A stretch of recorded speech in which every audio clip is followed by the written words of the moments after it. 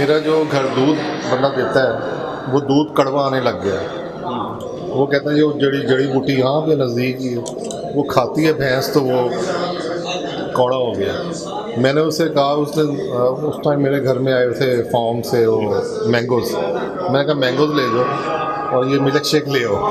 तो क्या ये वाकई जड़ी बूटी उसके दूध पे असर करती है कि कड़वा जो दूध होता है वो क्या वजह से? किसी मोस्टली थोड़ा सा असर होता है, मतलब वक्त गुजरने के साथ यानी मौसम के बदलने के साथ मुख्तलिफ चारे आते हैं, मतलब बरसीम आती है सर्दियों में, तो उसका थोड़ा सा असर होता है हल्का सा चंद दिन के लिए, लेकिन फिर वो जो बैक्टीरिया है ह्यूमन के अंदर बैक्टीरिया उसको अडाप्ट कर लेते हैं और फिर वो असर ख़त्म हो जाता है। ऐसे ही कनोला मील जब शुरू में हमने सवाल किया था उसका लोग कहते थे कि थोड़ा सा असर आ रहा है, लेकिन जब वो मैदा या उसका बैक्टीरिया या वो उसको अडाप्ट कर लेता है फिर वो करीबन ख़त्म हो जाता है।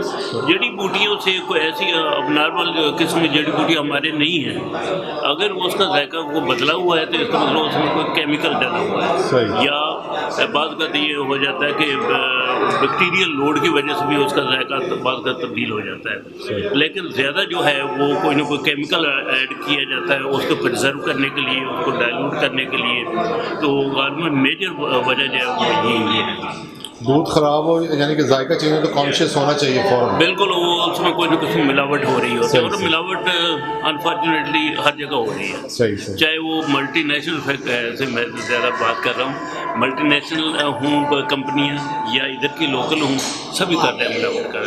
सही।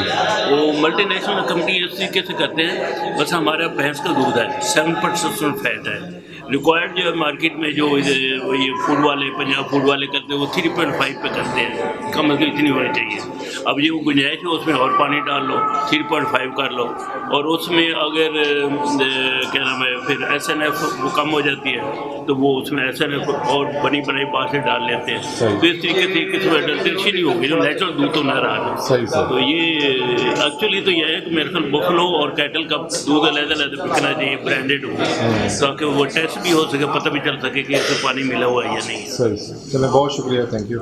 Thank you.